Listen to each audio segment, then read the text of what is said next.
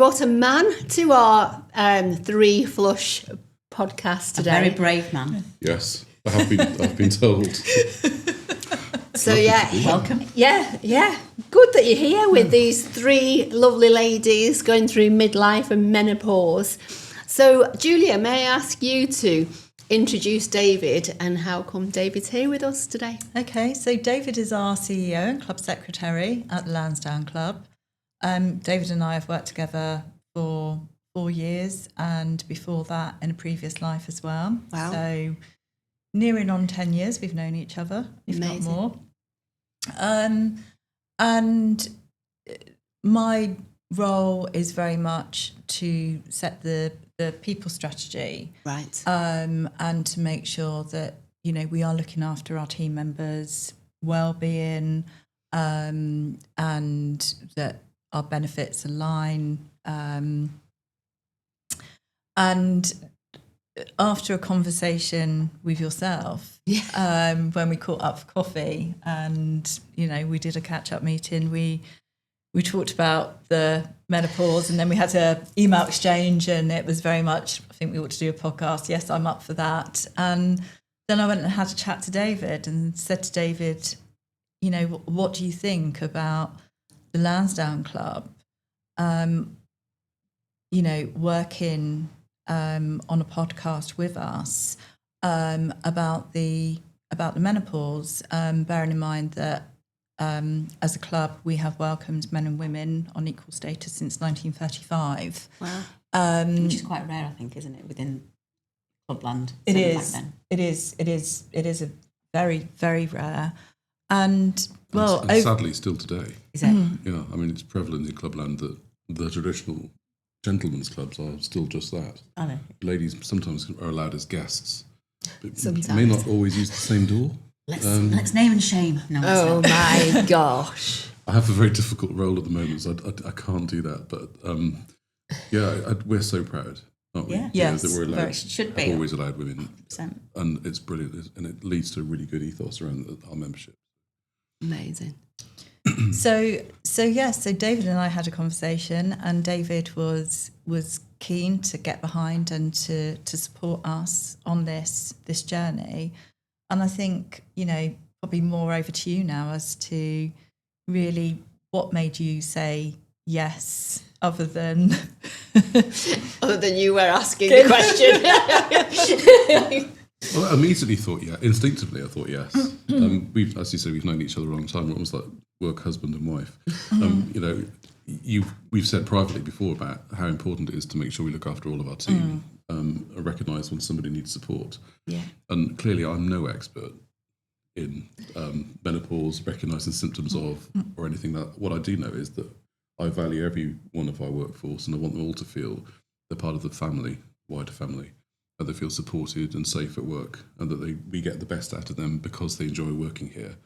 And if there's anyone that works for the club that needs some additional support, or we can help educate people, members of staff, male or female, about how you recognise somebody who might be needing some support, whether it's through mental health or through menopause, or any of those kind of issues that people experience in the workforce, then it's right that we support that. So when Julia said to me, we're thinking of getting together to launch a podcast on this topic, I thought, wow, that's amazing. I don't know of any others. And it seems like such a great initiative. So, you know, congratulations to the three of you for getting it off the ground. Yeah, but thank you to you, because, you know, I work with a lot of workplaces, and the first part of your conversation there, I hear a lot, you know, people deserve this, I want to do this. Not that many people follow through. And, you know, there's also a distinction between following through with some basic training, which I know we've already done with you guys, and doing a podcast. Yes. That there's quite a big difference. So, you know, it is rare, but it does actually support your words that you genuinely mean, that you want to make sure people thrive in the workplace. Yeah. And, you know, by doing this, it's not only the Lansdowne that benefits, but hopefully we can spread the word wider to a bigger audience, and more women and men benefit. I hope so. Yeah. So thank you. That's an absolute pleasure. Support. It really is. In hospitality, we talk about caring for people. We care for our customers and our members here in this environment. I think it's just so important that our staff, our employees, our colleagues, whatever word you want to use that's politically correct these days, Yeah. feel that they are genuinely given that level of support so that they can give that love and care to our members. Yeah. And I do believe it. I hear what you said as well. I like many have worked in larger hospitality companies. You hear all the time that you're a valued person to us, and we're going to take you on this journey. And it's sometimes just words. Yeah. And I made it my commitment when I got this job that I wanted to be different and make sure that I really do deliver those promises. They're not empty promises, they're real. Yeah. Yeah, well, you've put your money where your mouth is, so. Good. It's amazing. You are trailblazing, aren't you? And it is exactly what we've just been said. It's not just Clubland. It's the wider world of hospitality and even other professions at the end of the day, isn't it? Because, it's the world of work, isn't it, really, that we're looking at. So I'm just wondering then, what kind of things do we see within the teams that where you've seen there's been an issue and that where we could possibly help? Have you got any insights? And that's to anybody. Yeah. I think from my point of view, people they really want to have this conversation, and that's not just our female team members, that's our male team members as well. And when we initially went out and advertised, Caryn coming in to provide a training session with our team, we had a very, very fast response. And we had a number of male team members, including our senior management team, who put themselves forward to attend. Amazing.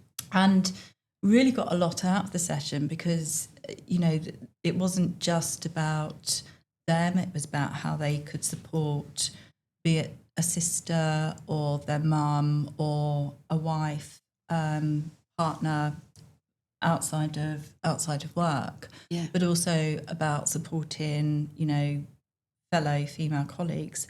And we also had team members, it was great to see because we had a very diverse age group as well that attended the session. And what was coming from that was people had seen, a mother or a close relative had gone through the menopause, hadn't actually quite realised what was happening at that stage, and wanted to know more about it. And after the session, I had some great emails from the team that had attended to say that it was a brilliant session, and that they're really keen to do, to have more conversations about those topics.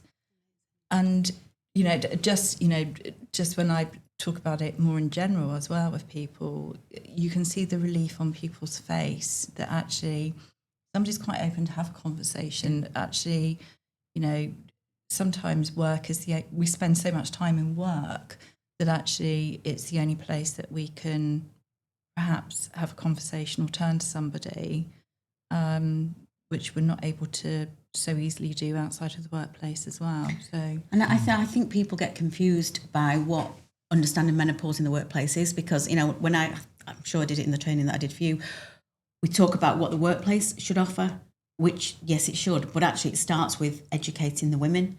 So part of the training is to make sure women understand what is happening to their bodies, so that they can, it's self-allyship, they can look after themselves and fix themselves, so they come into work in the best possible health that they are, and then work can do the bit that they need to do with the workplace accommodations or the male training or flexible hours or whatever it may be. But just making sure that it is about conversations, but it's the education behind that. And too many workplaces think it's just about ticking some boxes to say, we've got a menopause policy, and yes, we've got some fans and we've got some water stations. It's much more than that. It's giving women and men the education and knowledge so that they can fix themselves. So it's not your responsibility to fix it, but maybe to just give them some help. Create the environment where they feel safe. And the signposting so that they know where to go. The same as, you mentioned mental health or, any kind of, any diversity need. It's just making sure that the stuff is there so that people can work to the best. So I always say, it's an obligation, yes. It's also an opportunity because you get more from staff. Yes. Yes. Yeah. By doing that. Yeah. And that's really like hits my sort of gripe, which we've talked about in other podcasts about the whole education thing and not being made aware. So if I was working at the Lansdowne Club and you are doing what you've done, that would like really help me with what I've experienced, like not knowing about it, not being prepared.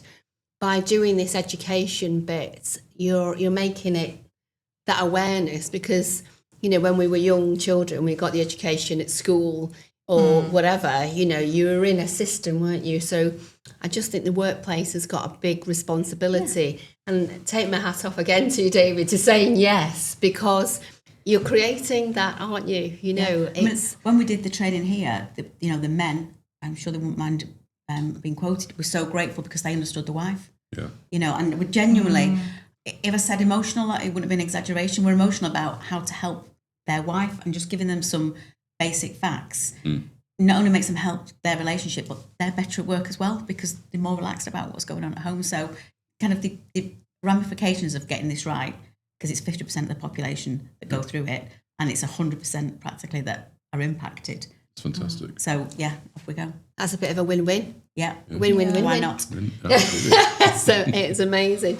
So that's good. So what do you think the men's role is in menopause? I mean, like for supporting women, what thoughts do you have, if any? Understanding, I think, like you said, first of all, you're educating women in terms of recognising what is your body going through, and for us to be more sensitive, understanding, and perhaps within the workplace, understanding of where there's perhaps symptoms like brain fog or forgetfulness or mood swings or hot flushes, just to understand. That's impressive, David. That's impressive. Really? Yeah, I've trained him well. Yeah, the few symptoms of well done. So thank you. so if your colleague is going through that, knowing that that's potentially because they're going through the menopause and that they need space and understanding and shouldn't be criticised, you shouldn't take the mickey out of them. Yeah.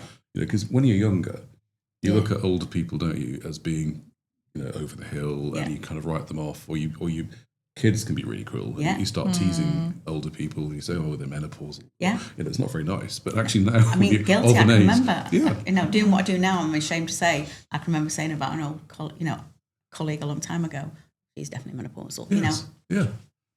Shame myself. Exactly. Yeah. So I guess it's humorous to us when we're young, looking at a different generation. But now we're past that generation. It's understanding. Well, this is. These are my colleagues, people we care about.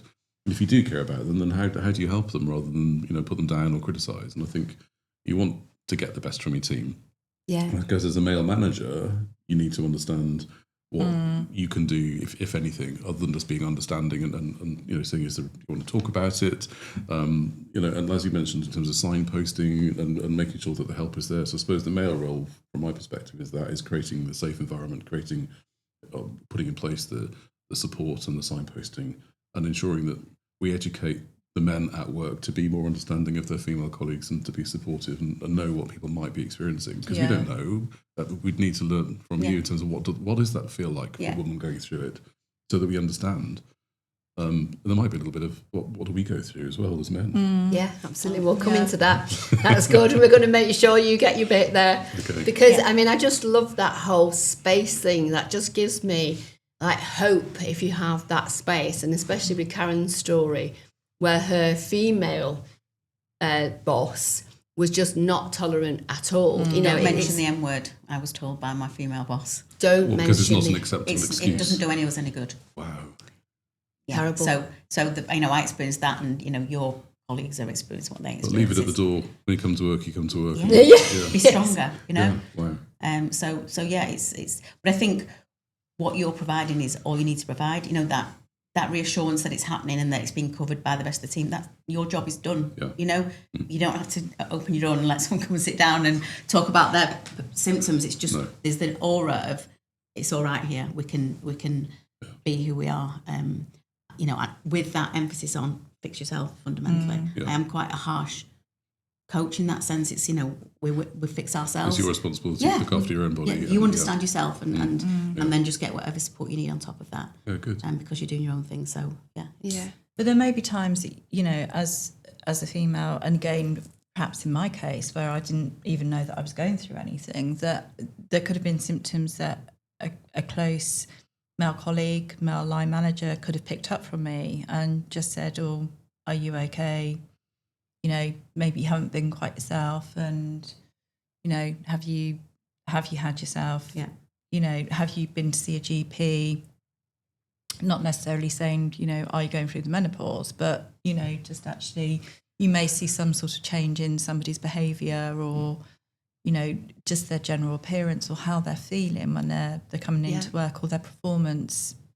Yeah, I can remember crying in a meeting once, which absolutely was not me, but just, getting a bit overwrought by something and crying and being absolutely mortified. But, in another world, some would have gone, I think that might be your hormones. Yeah. But I just carried on and was embarrassed and wouldn't talk about it again. So things happen that should be recognised. And what you're doing now is there were people in this organisation who now recognise those symptoms and signs and can pass on that knowledge to other people, because it's, it's happening in the workplace every day. So brain fog, sleep issues, hot flushes, weight gain, all those kind of things that are happening can affect confidence and create anxiety, and ability to do your job, your speed of retention of information. There's a plethora of things, but we sometimes forget that these colleagues who are in the 40s and 50s are experienced and qualified. They're, they've got the flexibility because they may have brought the kids up. They're kind of the teachers and the mentors for the next. They're not. I felt I was over the hill, and I had to exit, where actually had the best still to give. Yes. In what I was doing before. So taking people in and giving them. And I think going back to some of the points you've made, I think when you say, I'm menopausal, you think that people are just going to think, oh, well, that person's old. Yeah. And they have no value anymore. And that just isn't the case. And it's rubbish, and we've mentioned in previous podcasts, symptoms can start in your early 30s, and certainly by your mid to late 30s, you'll start getting symptoms. So those people aren't old or over the hill. They're in, but They're in their acknowledging prime. and recognising those symptoms and being able to manage them through the processes that get worse is enormous. So I keep saying it, and like a stuck record, but education is everything for me. Yeah. So what I'm getting from this is self-awareness, isn't it? Kind of realising that we're different, but actually we need other people to perhaps see it, that we don't see it. You can see that that's the version of Julia that was, before, and now there's a shift. There's something changed, because sometimes we're not aware that we've made it, because we're living it, aren't we? We're not aware.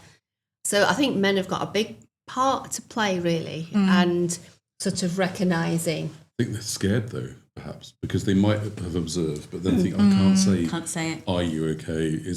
Are you going through menopause? Because you think, I'm going to get shot down in flames.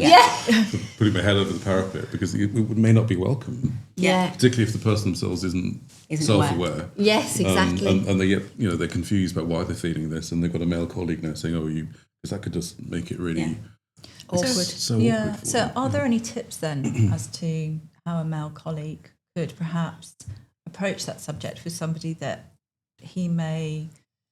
I think it depends on the organisation and the culture and the relationship between those people. Having a menopause policy and an awareness and a conversation about menopause helps. Having a person who is the signpost for menopause, so having a menopause champion, formal or informal, that is the go-to person that's not meant to be necessarily the font of all knowledge, but knows enough and can signpost to the right websites or whatever you've got in your policy documents or whatever. Having a policy helps, and just the awareness. But from a male point of view, I think it's, are you okay? That's all it needs. It's instead of he's hormonal, or a smirk or a nothing. So if someone starts crying in a meeting, it's not, let's all not talk about it, because why on earth did that just happen? Yes. It's are you okay? Because if it's not menopause, it's going to be something else that's made someone behave that way. So it's the assumption might be it's something going on. Are you okay? And then finding the person who is maybe the right because you might not be the right person to say to Tilly in the kitchen, "Are you okay?" Because you're probably not, are you? But finding the right person to just highlight it, and it's conversations and making it normal, because at the moment it feels abnormal to ask someone about menopause. It should just be normal in the same way that you would say to a pregnant lady, "How are you feeling today?" That's fine, isn't it? It's a similar kind of, you're not ill, you're just at a certain point in your life. So that's helpful. Yeah, and I don't think if you're, unless you're doing it in a joke type way, a slightly cruel way, I think most times people wouldn't be offended. They'd be grateful. Would be my experience. Would be my experience about it. So yeah, just keep the conversations going. I think menopause champions are a good way to highlight it. Yeah. It's quite an easy resource to put in place. Could be you. So good. So is there anything else that we'd like male leaders to know about the menopause? I think that to be the awareness that we've talked about is the most important thing, and then just having the right toolkit of support, which is different in every business, that might not even be needed. So if you just go through the basics: access to water, access to coolness, whether that's through fans or open windows or air conditioning, uniforms where applicable. So companies like the NHS and some of the big supermarkets have done a lot to take polyester out of uniforms and give kind of cotton cooling uniforms. Having training for other staff is really important. Flexible working where that's possible. I totally appreciate it's not possible in every business. One of the things that we talked about with you guys is, I call it the comfort cupboard. And I think this is one of the biggest signposts that you can have, is just having somewhere in the business that is a cupboard or a drawer or a box that has menopause-friendly stuff in. So it's got sanitary products, it's got paracetamol, it's got some bottles of water, it's got peppermint tea, it's got fans, it's got cooling wipes, it's got, there's a black cardigan, the black cardigan, you probably don't appreciate as a man, but periods are really irregular and can be very sudden and heavy. So in the workplace, a lady could literally just have a horrendous bleed. So having a cardigan, so at least you can exit with some kind of dignity. So just some basic things in there that somebody maintains that costs £50 to put together, I don't know, puts out such a big statement that business cares. I love that idea. And it's so easy to do. So, they're the kind of things. And some things you can't do, I don't, people in this industry, to have flexible working hours is more difficult. But that understanding that maybe you can just go and get a little break, a little rest break if you're not feeling well. Or having a menopause safe word, which might be menopause, or it could be anything. It could, it could be club that I need to take a pause. I need to go. Yeah. This, it's whatever is right for your organisation, and the best people to decide that are the women. And it is about patience as well. I think, it's like that moment when you kind of go, I don't know where you come to that black hole almost, isn't it? You kind of don't know what I'm doing. That you just have a minute just to get yourself together and get back on track is really helpful, Yeah. So, yeah. Understanding is, a bit of empathy is very often, especially if we're educated ourselves and we know what to do. We just need the it's okay to not be okay. I think that's really great for our audience to hear all those tips. I just think, if I was in my old role in HR, I'd be scurrying around getting all my box together, it'd be great. Really good. So let's now let David have his moment, and let's just talk about the male menopause. Is it right? We've been nice so far, or is it reality? What do you think? As ladies, do you think it's a thing? Or do you think it's a myth? Is it just men looking for... They want a piece of sympathy? The action. We want some limelight too. Do you think the male, do you feel different as we're all of a similar age, I think. I'm 52. Yeah. And I do have moments and I think, what is this? I have forgetfulness. I'll have something on the tip of my tongue that I want to say, or I'm in the middle of a normal conversation and suddenly it just dies. And I think, God, is that just me getting older? Yeah. Or is it something else? And I don't know. I don't seem to have the symptoms that the ladies seem to suffer in terms of hot flushes and those kind of physiological symptoms. unless I'm hungover. And That's a then different it's the podcast. menopause. But no, I don't. Did you have that when you were 20? No. Oh, did you not? No. So when you were hungover, you didn't have hot That's sweats? the thing. Is it that because when you get older, it takes longer to recover from Yeah. a night Yeah. out? For me, it's now 2 to 3 days to get over Yeah. a night out. It didn't used to be. I could go back to work the next day and be absolutely fine. And do the same again that night. Yes. So I think we can all see differences in the men in our lives as they get older, and I think grumpiness is something that I would attest to. Sorry, David. What? David's No. never grumpy. No. My other half's called David as Oh, well. is he? So, Okay. So yeah, Right, he is yeah. also grumpy. Okay. So Must be a David thing.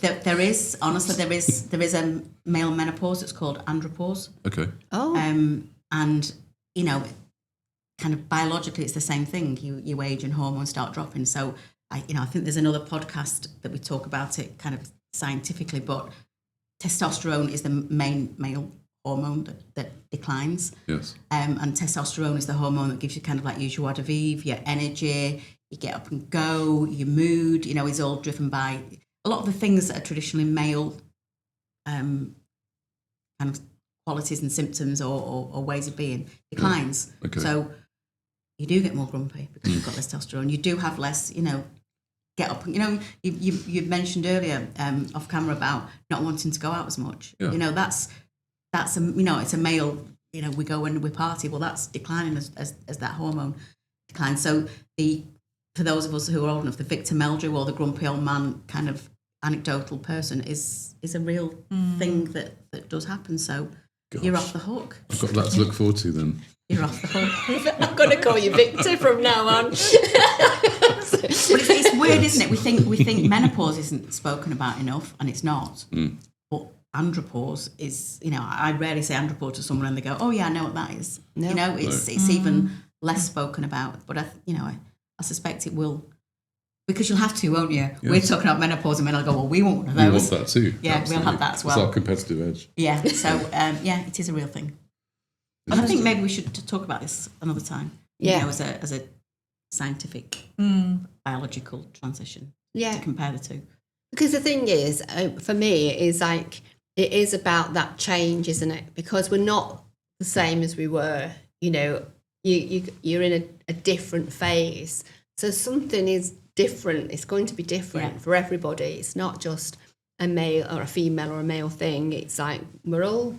Didn't we used to call it a midlife crisis? Yeah. Yeah.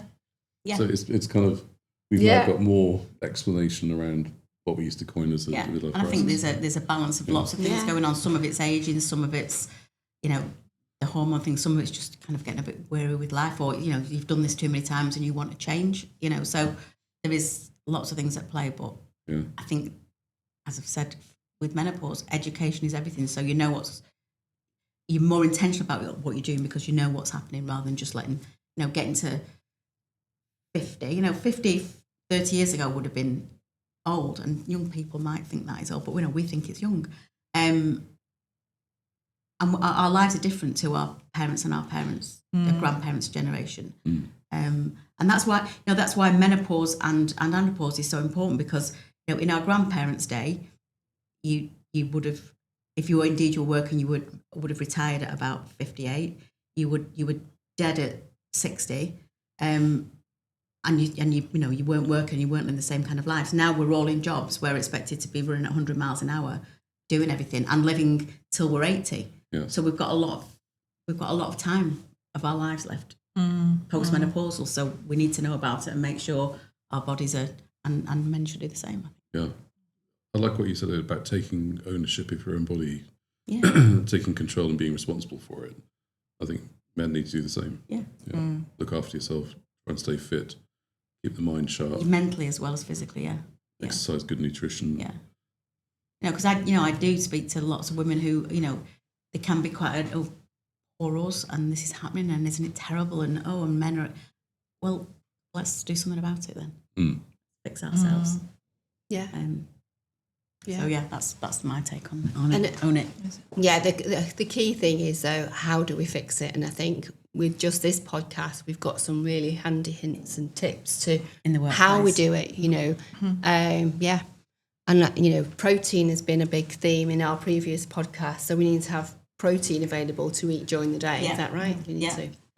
So, yeah. There's lots of foods we should be eating, and what we eat in midlife is different to what what maybe we could have got away with in younger life. How we exercise and how we move is very different. So, we're all part of the cardio, feel the burn generation. That's one of the worst things you can do, and put that stress, cortisol, into your body. Yeah. So doing more gentle exercise and strength training is the be all and end all. Managing your stress, sleep and rest and recuperation are absolutely vital.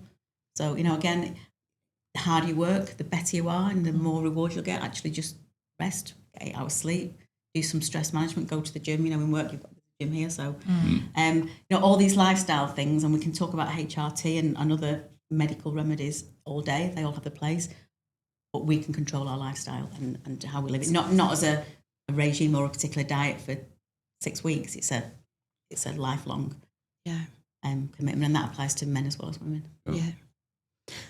Today, go on. I was just going to say, is there an equivalent of HRT for men?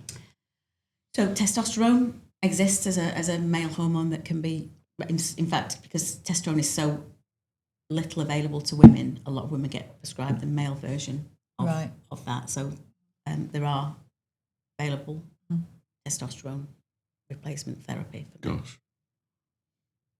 That's this is not medical advice. Obviously, this is just it's available. You would the specific circumstances of prescriptions. A lot of it's done privately. But there is replacement available. Amazing. Wow.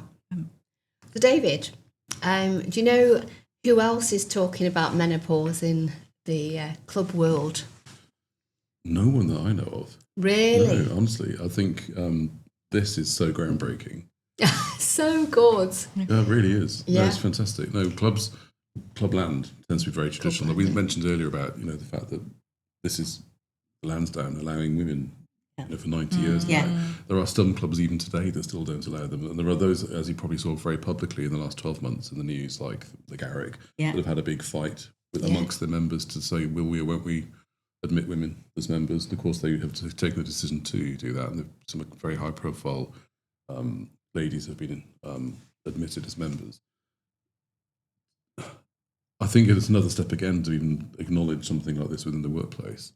I think clubs tend to be very small organisations. We're a little bit unusual, a bit like the RAC. We're much bigger entities. We've got a larger workforce, more akin to a hotel. Yeah. I would like to think that within hospitality, this is definitely on the table. Perhaps not as obviously as you've done in terms of having a podcast, but I think the HR departments working in large hospitality companies must have thought about what do we do internally. But I haven't discussed that, so I don't know what policies exist, whether they have the cupboards, for instance, that you talked about, and those kind of extended signposting and support mechanisms. Yeah. We will. That's amazing. How do you think this podcast will be received, if indeed it will even be acknowledged within Clubland? Do you think it'll be what the hell is David doing, or do you think it will be a... Some will think that. Yeah. And some will think, oh, goodness me, that means we need to get our act together. We should do it, yeah. Yeah.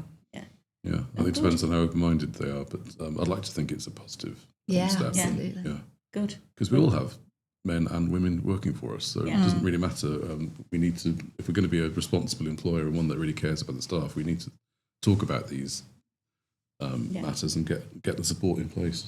And the fact is, menopause is being spoken about. We've talked about this a lot, that the conversations are being had. Yeah. A lot of it is quite negative based at the moment. It's kind of like it's a disaster, but at least it's being spoken about. So I think now is the right time for us to be doing what we're doing, because people aren't going to say, what's menopause? What's that got to do with work? Because I think that is acknowledged. Yeah. It's just making sure that the right information is there, the right education, the right policies are in place, and it's not just that tick a box exercise. No. It's a genuine, we want to make a difference for our people, but for the opportunity that I talk about. So, if you're a businessman, you're here to make money for the club. Yes. So, the opportunity in terms of retention, absenteeism, presenteeism, the cost of replacing somebody who leaves, not only in their ability, but physically getting them into the workplace and then training them, is massive. So, there are business benefits to to getting this right. Just being if you want to be purely commercial about it and not think about the human aspect, you're absolutely right. You've got a resource. You need to get the most you can out of it as an asset. And you want to see your customer satisfaction levels increase, and you can only do that if that resource is performing well. So how do you make them perform well? They need to feel engaged. How do you make them feel engaged? Will you support training? And actually, when you make it genuine, like you really do care, hopefully that accelerates, but you get an even better return than just saying that these policies exist, or there's a cupboard over there you can go to if you want. It's actually, if you really make it more, as you have here, we've engaged with you, we've had training sessions, and hopefully we'll do more. Then hopefully people in the workforce feel that they are part of a family, and therefore they want to commit more, and then that whole ask becomes easier for them to deliver. Much beyond just menopause, because they feel comfortable, then whatever they need to come to talk to you about that may not be menopause. It's just like there is the environment is right to support people and each other. I mean, my take from the training with you guys was how much support there was within the team for each other. So that's come from you the culture that's been created. It's been created. It's really good. And the team are very excited about this. When we've talked to them, that we're making this podcast, they've all been behind it, very excited. So good. And have done a lot behind the scenes to help make this happen. A lot of people have helped. A big thank you to our team who are very much behind this and have helped make this happen as well. So good. It is so good. So what I'm getting from this is it's a choice, isn't it? It's something that's there, and either you choose to embrace it and do something with it that has all those huge benefits within. It being a bit biased, the benefits bit, but there are huge benefits to embracing and allowing people the space. But it just brings me back to, Caryn, your story of like that senior role that you were in, having all that experience, expertise, knowledge, etc. And just because of a blip, and it is a blip really, where you weren't given the space, that, they've lost that asset. It's just... And it happens. Yeah. It's terrible. 1 in 10 women leave the workplace because of menopause symptoms and the support that goes with it. Yeah. So, that's not insignificant. If you just think about your workforce, if 1 of 10 of them would, it's a lot that needs rectifying. And it's so easy to rectify. Yeah, it's really bad. Just with a factor, they're going to be a valued person who's already got a body of experience and knowledge by the time they've reached that age. Exactly. So lose them from the workforce, you can't just go out and replace. Exactly. So it was so important that we don't. Yeah, absolutely. Yeah. But it's simple, we're not saying that menopause is the most important thing on your agenda, because of course it's not. But that you've acknowledged it and then just pass the mantle on to Julia to fix that, then it's so easy, it's easy to do, and we're having a lot of fun while we're doing it. Yeah, exactly. It's great. Love it. So, David, another one for you. Sorry. What do you hope people will get out of this podcast? I think, like we just said, I hope they realise that there is a choice you can make. Yeah. The upside, if you engage, are tenfold better than the opposite, than the reverse, and it's the right thing to do. And hopefully people will buy into that and realise that they need to demonstrate they really do genuinely care for their colleagues, and that this is something it's a no-brainer. You just need to get on and put it in place. Amazing. I think it's so important that you, as the most senior person in this organisation, and it being this organisation that is, slap bang in the middle of the centre of London, the kind of like halo effect that will have, that you personally and you as an organisation are taking this on board, I think the ramifications will spread further than you think, because you're saying, and the Lansdowne Club are saying, it's okay to talk about this. So I think, thank you and well done, because it's a massive statement to be making, and we'll all benefit, and countless women will as well. So that's wonderful. Well done, and you're very brave to be here. Just we've not had any hot flashes, crying, anger, mood swings, brain fog. We've done quite well on this one. I'm very proud of us. That's all I can say. I'm proud of you. Well done to you. I applaud you. I think we're going to have a lot of fun on this podcast, and get a great message out there and help some people. Yeah. Really good. So I've got a statement here, and I'd like each of your perspective on this. So I'm going to read the statement and then I'll pose it to you. So if there was one workplace behaviour that needs to die, what would that behaviour be? Who'd like to go first? Oh. For me, it's people that work in silo and they're not team players in any way, shape or form. Right.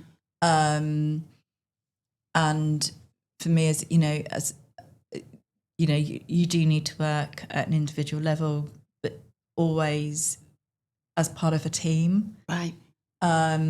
So for me, it's definitely people that think that they are the only person who is working within the business. Yeah. It's not. It's a team effort. Yeah. That for me is Interesting. yeah, big thing. Great. Mine related to menopause would be not men. It would be, and this comes back to the education piece, women who have gone or are going through menopause with very little symptoms and it's had no impact. And I've heard it in the past, well, I was all right. What's all the fuss about? So the education piece to those women to say, lucky you. But actually there's a lot of women, it's not being exaggerated. It's not being made up. It's not people trying to get, an afternoon off work or, a new air conditioning unit or whatever it is. It's these people are going through it. So those lucky ladies who don't have any symptoms need the education, and we don't hear that. I don't know what all the fuss is about. Yeah. Where's the solidarity? Exactly. So true. Funny. For me, it's negativity. I think negativity in the workplace is a cancer. Yeah. And it's so easy to criticise colleagues or to criticise the company without coming back with any alternatives, without engaging in the potential for positivity. And I always try to approach everything with humour and positivity, even though I can see sometimes there's a need to change. And I'll try to have those conversations away from a group. Yeah. And not display negative behaviour in front of colleagues. That's my main thing. Yeah. And like Julie said, collaboration. I mean, working in silos, sometimes to the detriment of other departments or individuals, it's not healthy. We're so lucky here. Mostly we've got a brilliant team effort. Yeah. And people do support each other. Departments support each other. And I've loved that recently. We've been staging some pretty important events for our members, and you can see every single department putting together to deliver an amazing show, which could never have happened without that. So it's really pleasing to see that. Yeah, That's so good. it is. I'd say the behaviour that I'd like to see die is impatience, and for people to care and to spend the time and just to slow down to then speed up. My thoughts. Well, I'd just like to say thank you, David. It's been a pleasure. For your time and for sponsoring this. So, absolutely good on the Lansdowne Club for being yet again a trailblazer. It's really good. So does anybody have any last comments to make?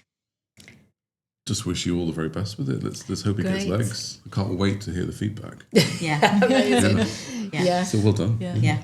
Great. Ours is just, thank you to you, Julia, you, David, and the Lansdowne Club, because this gives us legs. So can't wait to carry on and do you proud. Thank you. Thanks for having me on as a guest. You're more than welcome. You're very brave. Well done. We'll bring you on again. It would be. Yeah, we'll bring you on again. It may not be so nice. Okay. It wouldn't have been so emotional if it was 20 years ago. It would have been like, what is that all about? So good. No, I'm really interested in the male menopause topic, so I think that's something that we'll bring back again, because I think we just need to give that some airtime, because it's only fair. And talking to some of our male leaders as well on what they need to assist them with working with the menopause in the workplace. So good. Brilliant. Thank you, David. Thank you very much. Thank you. Thank you. Take care. Good.